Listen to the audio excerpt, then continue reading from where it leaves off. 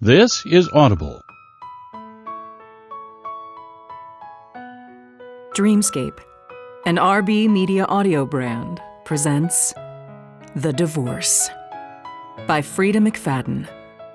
Narrated by January Lavoie, Marin Ireland, and Eduardo Ballerini. RB Media is the largest audiobook publisher in the world. Find your next great listen and get exclusive offers at rbaudio.com. Prologue. When the police arrive, how will I explain the dead bodies in the house? Only one dead body would be easier to explain. People die, after all. Circle of life, etc., etc. But more than one becomes trickier.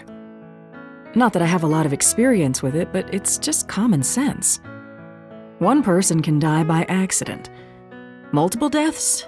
Well, the police start to think about things like murder. Furthermore, it will be very difficult to explain other things to the police, like what happened to those dead bodies before they died. I expect a lot of raised eyebrows, possibly handcuffs. Speaking of which, those sirens are getting awfully loud. They'll be here any second. A gust of wind blows the stench of scorched flesh into my nostrils. Every molecule in my body is screaming at me to make a run for it while I still can. I've got a tiny window of time before the police arrive. I could hop in my car and take off. The nosy neighbor who called 911 in the first place might be able to point them in the right general direction, but nothing more. I could go somewhere that they will never, ever find me. I could turn into a ghost. But it will be hard to disappear completely. Because wherever I go, I won't be alone. After all, it's not like I did any of this for myself. I did it all for him. The sirens are growing louder by the second. I have less than a minute before they arrive. If there was ever a window to disappear, I have missed it. Very soon, everyone will find out the unthinkable thing that happened in this house. And when they do, there will be questions to answer. The police car arrives first, screeching to a halt crookedly along the curb. As the officer climbs out of the driver's seat, I raise my hands high in the air where he can see them. My life is about to change forever. Part 1. Chapter 1. Naomi. My first clue that something is wrong is that my garage door won't open. We have one of those intelligent garage doors that senses my Lexus when I pull into the driveway, rolling up the door at the exact moment to prevent collision with my front fender.